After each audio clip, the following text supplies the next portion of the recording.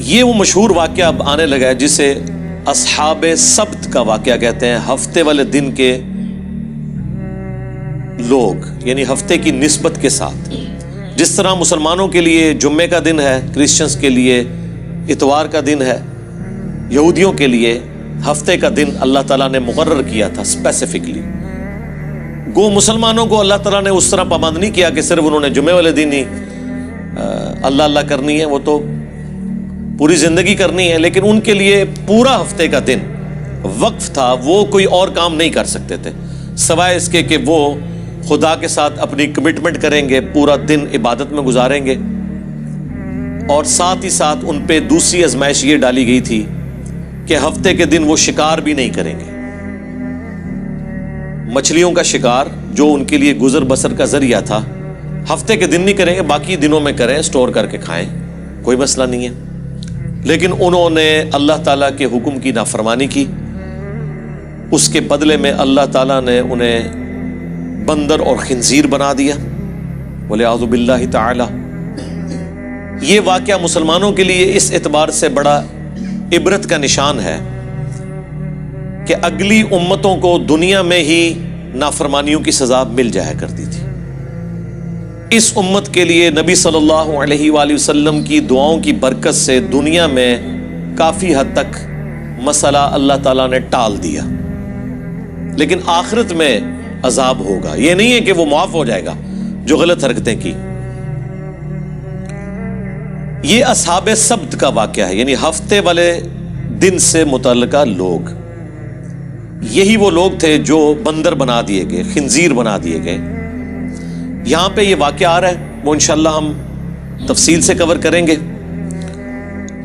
اس واقعے میں جو سب سے عبرت والی چیز ہے وہ یہ ہے کہ بنی اسرائیل کے لوگ 3 گروہوں میں بٹ گئے. ایک وہ لوگ تھے جنہوں نے کہا کہ ہم اللہ تعالیٰ کے اس حکم کی نافرمانی نہیں کریں گے، پلس جو لوگ نافرمان تھے انہیں وہ اس نافرمانی سے روکتے تھے. یہ سب سے اعلیٰ ترین درجہ ہے. دوسرے وہ لوگ تھے جو خود تو نافرمانی نہیں کرتے تھے لیکن نافرمانوں کو روکتے نہیں تھے. یہ سب سے آسان کام ہوتا ہے اس حوالے سے.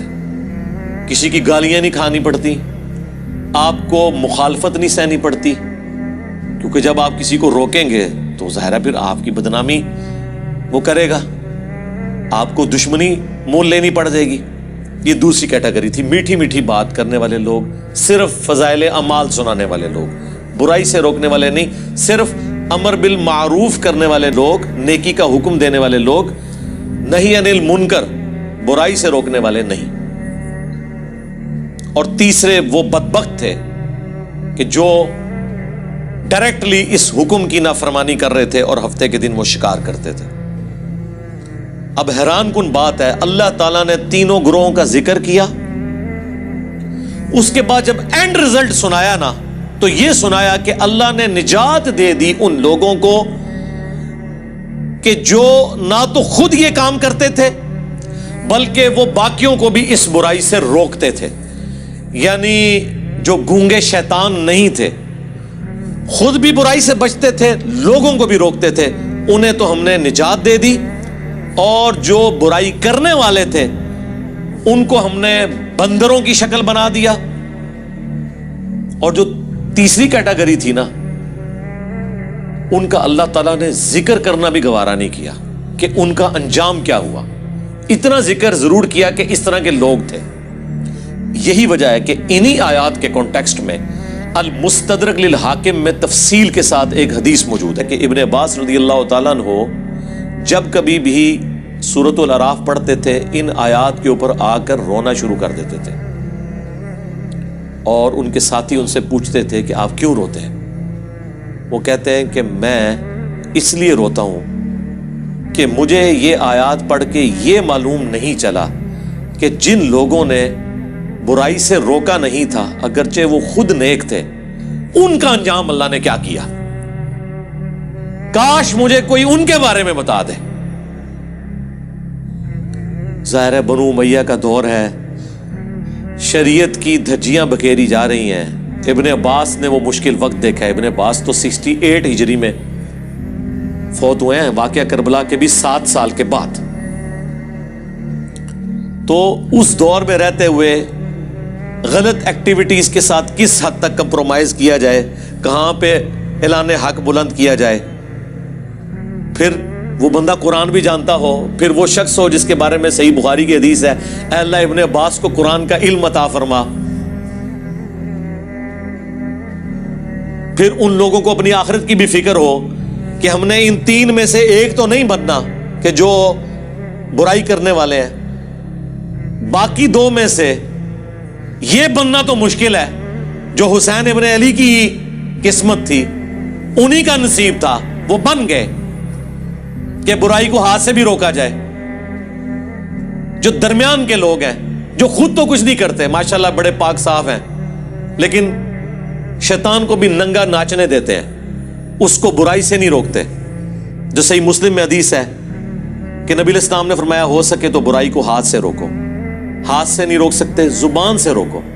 زبان سے بھی نہیں روک سکتے, کم از کم دل میں برا جانو. لیکن ذالک اضعف الایمان, یہ ایمان کا سب سے کمزور ترین درجہ ہے کہ کوئی شخص برائی کو صرف دل میں برا جانے. اس کے لیے ڈاکٹر اسرار صاحب ٹرم یوز کرتے تھے, گونگے شیطان نہ بنو.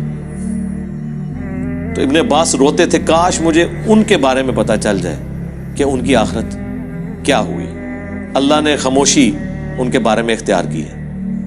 بہرحال جتنا میرا قرآن کا فہم ہے, جو میں اللہ تعالیٰ کے مزاج کو سمجھ سکا ہوں قرآن کی روح سے, مجھے تو یہی لگتا ہے کہ جو گونگے شیطان تھے ان کا انجام بھی انہی کے ساتھ ہوا جو برائی کرنے والے تھے. کیونکہ اللہ تعالیٰ کی رحمت کا تقاضا تھا کہ اللہ نے جنہیں نجات دی ہے انہیں مینشن کرتا. جب نجات دہندہ کو مینشن کیا تو اللہ نے صرف انہی کو کہا جو نجات پا گئے تھے. ان کے علاوہ اگر کسی کا ذکر نہیں کیا تو یہ ڈیفینیٹ ہے کہ وہ نجات نہیں پائے تھے, اور ان کا کچھ بھی انجام ہوا ہو ایٹ لیسٹ وہ ان لوگوں میں شامل نہیں تھے جنہیں اللہ نے نجات دی. کیونکہ اللہ کے ہاں تو 0-1 ہے, یا بات مانو یا نہ مانو, یہ ٹوٹل پیکیج ہے.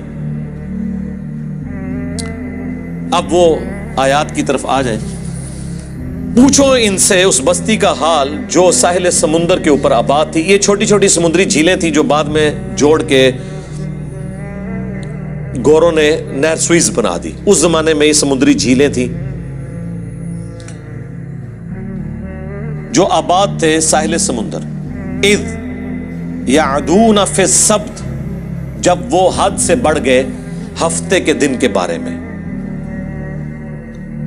اب اللہ نے چونکہ آزمائش بنایا تھا, باقی پورے ویک میں مچھلیاں سامنے نہیں آتی تھی, بڑی مشکل سے چند مچھلیوں کا شکار ہوتا تھا, اور ہفتے والے دن مچھلیاں ان کی آنکھوں کے سامنے پھدکتی تھیں. مچھلیوں کو بھی پتہ چل گیا تھا کہ آج کے دن ان کے ہاتھ پاؤں بندھے ہوئے ہیں, یہ کچھ کر نہیں سکتے. ان کو بھی اپنے ایکسپیرینس سے پتہ چل گیا تھا, تو وہ بھی اللہ تعالیٰ کی طرف سے ان پہ آزمائش مسلط ہوئی کہ ایک بھوکے بندے کے سامنے آپ لا کے مرغن غذائیں رکھ دیں تو ظاہر ہے اس کا تو روزہ ٹوٹے گا. اسی کا اللہ نے ذکر کیا ہے. اذ یعدون فی السبت اذ تأتیہم حیتانہم یوم سبتہم شرعا, جبکہ ہفتے کے دن ان کے پاس مچھلیاں پانی پر پھدکتی تھی, سامنے آ جاتی تھی. یعنی انہوں نے چینگے لاندیاں سن کہ ہاں جی پھڑ لو, اب ان کے سامنے آ رہی ہیں آزمائش ان کے لیے. وَيَوْمَ لَا يَسْبِتُونَ, اور جب ہفتے کا دن نہیں ہوتا تھا, لا تأتیہم, تو ان کے پاس وہ نہیں آتی تھی. باقی دنوں میں ان کو مشکل سے شکار کرنا پڑتا تھا, ہفتے کے دن ان کے سامنے پھدکتی تھی. اب یہ آزمائش تھی, اسی لیے ہفتے والے دن وہ کثرت میں سامنے نظر آتی تھی. کذالک, اس طریقے سے, نبلوہم بما کانوا یفسقون, ہم نے آزمائش میں ڈال دیا بسبب اس کے کہ وہ نافرمانی کیا کرتے تھے. اس سبب سے اللہ تعالیٰ نے انہیں آزمائش میں ڈالا، ایک مشکل وقت۔ ظاہر ہے اللہ تعالیٰ کی طرف سے جو آزمائش آتی ہے نا، سب سے بہتر تو یہ کہ آزمائش نہ آئے، اور جب آ جائے تو یہ اللہ تعالیٰ کا خاص کرم ہوتا ہے کہ کوئی شخص اس آزمائش سے بچ جائے۔ نبی علیہ السلام نے تو اسی لیے دعا کی ہے، جو میں نے اکثر آپ کو بتایا ہے، جامعہ ترمذی میں، مسند احمد میں اور مشکاۃ المصابیح میں بھی 748 نمبر حدیث ہے، جو نبی علیہ السلام کو خواب میں اللہ کی زیارت ہوئی تھی، اس میں آپ نے جو دعا کی تھی اور نبی علیہ السلام نے کہا کہ یہ میری دعا لے لو اور باقی لوگ بھی یاد کرو، اس میں یہ بھی الفاظ ہیں وَإِذَا أَرَدْتَ فِتْنَةَ فِي قَوْمٍ فَتَوَفَّنِي غَيْرَ مَفْتُونٍ، اے اللہ جب تو کسی قوم کو آزمائش میں ڈالے نا تو ہمیں اس آزمائش سے دور ہی رکھنا۔ ہاں، یہ نہیں ہے کہ انسان بہادر بن کے کہ اللہ میرے پہ آزمائشیں ڈال اور مجھے صبر دے، نہیں، یہ کہنا چاہیے کہ اے اللہ آزمائش سے دور رکھنا۔ ہاں، جب کبھی ناگزیر ہو جائے وَلَنَبْلُوَنَّكُمْ بِشَيْءٍ مِّنَ الْخَوْفِ وَالْجُوعِ وَنَقْصٍ مِّنَ الْأَمْوَالِ وَالْأَنفُسِ وَالثَّمَرَاتِ، تو ٹھیک ہے، اس میں اللہ تعالیٰ صبر دے، سب کچھ ہے، لیکن پہلی پرائورٹی نبی علیہ السلام نے یہی دعا سکھائی ہے کہ اللہ تعالیٰ فتنے میں مبتلا نہ کرے، کیونکہ بڑے بڑے ایمان والوں کے روزے ٹوٹ جاتے ہیں اس طرح کی آزمائشوں میں۔ جب امام حنیفہ رحمہ اللہ کے اوپر مشکل وقت آیا ہے تو پھر امام حنیفہ ہی کھڑے ہوئے ہیں خلیفہ منصور کے خلاف، باقی ان کے زمانے کے بڑے بڑے علماء مصلحت کا شکار ہو گئے۔ جب احمد بن حنبل کے دور میں خلق قرآن کا مسئلہ کھڑا ہوا ہے تو احمد بن حنبل رحمہ اللہ نے ہی استقامت دکھائی ہے، باقی کئی لوگ جو ہے اس زمانے کے جو بڑے بڑے ائمہ ہیں مصلحت کے شکار ہو گئے۔ تو ہر زمانے میں جو حسینی فکر ہے وہ چند ایک لوگ ہی لے کے چلتے ہیں، سب میں اتنی جرأت نہیں ہوتی۔ تو اللہ تعالیٰ فرماتا ہے کہ بسبب ان کی نافرمانیوں کے ان کو ہم نے آزمائش میں ڈالا، یعنی پہلے بھی ان کے کرتوت ایسے تھے، تو جب کرتوت برے ہوتے ہیں تو بعض اوقات اللہ تعالیٰ آزمائش ڈال دیتا ہے، اور یہ ان کے اوپر آزمائش تھی۔ وَإِذْ قَالَتْ أُمَّةٌ مِّنْهُمْ، جب ان میں سے ایک گروہ نے کہا لِمَ تَعِظُونَ قَوْمًا، کیوں تم ایسی قوم کو واعظ و نصیحت کرتے ہو، قَوْمًا اللَّهُ مُهْلِكُهُمْ، کہ جس قوم کو اللہ تعالیٰ ہلاک کر دے گا، او معذبہم عذابا شدیدا، یا انہیں شدید عذاب دینے والا ہے۔ یعنی کیوں سمجھاتے ہو ان نافرمانوں کو، چھوڑو، انہوں نے اپنی قبر میں جانا ہے، تم نے اپنی قبر میں جانا ہے، چپ کر کے تم تو برائی نہیں کر رہے نا، ان کو ان کے حال کے اوپر چھوڑ دو۔ ان کا جواب سنیں کیا ہے، قالو، وہ کہنا شروع ہو گئے اس کے جواب میں، معذرتن الی ربکم ولعلہم یتقون، ہم تو یہ اس لیے ان کو برائی سے روک رہے ہیں کہ اپنے رب کے حضور عذر پیش کر سکیں کہ یا اللہ جو ہم سے بن پڑی، ہم نے برائی کو روکنے کی کوشش کی، اور دوسرا مقصد یہ ہے لعلہم یتقون، کہ شاید ہماری نصیحت سے یہ ڈر جائیں اور یہ بھی اپنی آخرت برباد ہونے سے بچا لیں۔ یہ سیکنڈری مقصد ہے، جو میں اکثر کہتا ہوں کہ ہم یہ جو دعوت و تبلیغ کا کام کر رہے ہیں، لوگوں کو برائی سے روک رہے ہیں، اچھائی بتا رہے ہیں، عقیدے کی خرابیاں ہائی لائٹ کر رہے ہیں، اس میں پرائمری جو ہمارا مقصد ہے وہ اپنی آخرت کی فکر ہے، کسی دوسرے کی آخرت کی فکر نہیں ہے، وہ سیکنڈری چیز ہے۔ سب سے پہلے تو ہمیں ہماری طرف سے پوری دنیا جہنم میں چلی جائے ہمیں تو فرق نہیں ہے پڑتا، ہمیں تو فرق اس بات سے پڑتا ہے کہ ہم نہ کہیں جہنم میں چلے جائیں۔ پہلی ایفرٹ تو ہماری اپنی ذات کے لیے ہوگی، او انفسکم و اہلیکم نارا، بچاؤ اپنے آپ کو اور اپنے گھر والوں کو جہنم کی آگ سے، باقیوں کی بعد میں فکر کریں گے۔ افریقہ کے جنگلوں میں لوگ کدھر جا رہے ہیں وہ بعد میں دیکھیں گے، پہلے تو اپنے گھر میں لوگ کدھر جا رہے ہیں وہ دیکھیں گے۔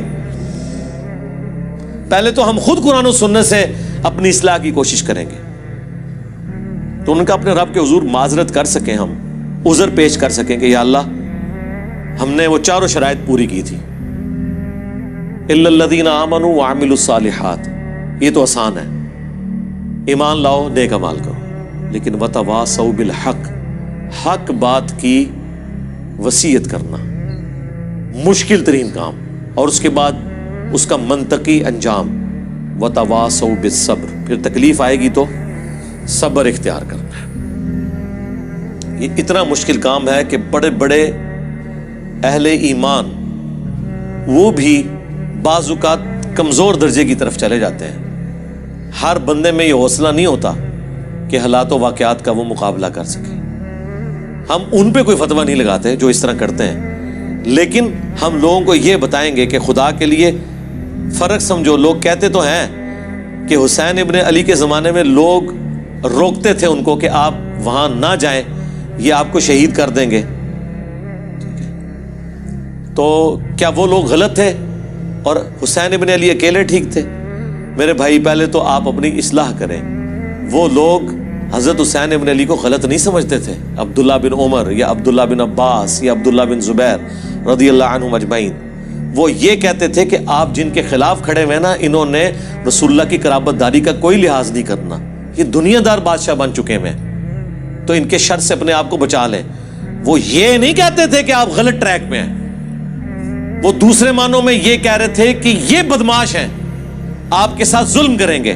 تو جس طرح ہم نے خاموشی اختیار کی ہوئی ہے، کمزور درجے پہ ایمان پہ اپنے آپ کو رکھا ہوا ہے، ہمارے مقابلے پہ نہیں، اس زمانے میں حسین ابن علی کے مقابلے پہ، تو آپ بھی وہ درجہ اختیار کر لیں. لیکن حسین ابن علی کا سٹانس یہ تھا کہ عبداللہ بن عمر، عبداللہ بن عباس یا عبداللہ ابن زبیر، ان کا بنو امیہ کے خلاف کھڑا نہ ہونا کوئی مسئلہ نہیں ہے، کیونکہ ان میں سے کسی کے گھر بھی نبوت نہیں آئی ہے. نبوت تو آئی ہے بنو ہاشم کے گھر، اور رسول اللہ کے علم کا وارث تو میں ہوں. اگر میں نے باطل کے ساتھ کمپرومائز کیا تو یہ دین کا حصہ بن جائے گا. یہی وجہ ہے کہ 3 بر اعظموں نے یزید ابن معاویہ کی بیعت کر لی، لیکن یزید کو ہضم نہیں ہو رہی جب تک حسین نہ کرے، کیونکہ انہیں پتا تھا کہ جب تک حسین بیعت نہیں کرتے تو یہ دھکے سے ہی ہماری حکومت ہے، لیجٹمائز نہیں ہوگی، یہ خلافت نہیں ہوگی، اسلامی حکومت نہیں ہوگی، کیونکہ نبی کے گھر والے ہی نہیں جب اسے مان رہے. تو گارنٹی تو دینی ہے نبی کے گھر والوں نے، باقیوں کی گارنٹی کی کیا حیثیت ہے؟ یہ وجہ تھی. تو یہ ہمیشہ کم لوگ ہوتے ہیں اور وہ ڈرتے ہیں کہ یار اللہ کے ظلم کیا جواب دیں گے. فلما، پس جب نسو ما ذکروا بہ، انہوں نے فراموش کر دیا جو انہیں ڈر سنایا گیا تھا، جو نصیحت کی گئی تھی. انجینا الذین ینہون عن السوء، تو ہم نے نجات دے دی ان کو جو برائی سے روکنے والے تھے، یعنی جو حسین ابن علی کی نیچر رکھنے والے تھے، ان کو تو مل گئی نجات. وَأَخَذْنَا الَّذِينَ ظَلَمُوا، اور پکڑ لیا ان کو ہم نے جو ظلم کرنے والے تھے، بِعَذَابٍ بَئِيسٍ بِمَا كَانُوا يَفْسُقُونَ، جن لوگوں نے اپنی جانوں پر ظلم کیا، برے عذاب سے ان کو پکڑ لیا گیا بوجہ اس کے کہ وہ نافرمانی کیا کرتے تھے. فَلَمَّا عَتَوْا عَمَّا نُهُوا، جب انہوں نے سرکشی کی اس سے جس سے ان کو روکا گیا تھا، مَا نُهُوا عَنْهُ، جس سے وہ لوگ روکے گئے تھے، قُلْنَا لَهُمْ كُونُوا قِرَدَةً خَاسِئِينَ، تو ہم نے ان سب کے سب کو کہا کہ بن جاؤ پھٹکارے ہوئے بندر. بس اللہ نے تو پھر کن فیکون ہی ہوتا ہے، کہا اور وہ بن گئے. اللہم لا تجعلنا منہم، اللہم احسن عاقبتنا فی الامور کلیہا واجرنا من خزی الدنیا وعذاب الاخرہ، آمین. اللہ اکبر. اب یہ واقعہ یہاں پہ مکمل ہو گیا ہے. دیکھ لیں ان اٹینڈڈ ہے وہ گروہ. اللہ نے 2 گروہوں کا ذکر کر دیا. جو روکنے والے تھے وہ نجات پا گئے، اور جو کرنے والے تھے وہ تباہ و برباد ہو گئے. اللہ نے ان کو بندر بنا دیا. لیکن جو تیسری کیٹیگری تھی نا، جو کہہ رہی تھی کہ تانوں کیڑی لوڑ ہے، تسی اپنی قبر ہی جانا ہے، انہوں نے اپنی قبر ہی جانا ہے، آپ کو کیا تکلیف ہے، ان کو اللہ تعالیٰ نے اس قابل بھی نہیں سمجھا کہ ان کے انجام کا ذکر کرے، اچھا یا برا.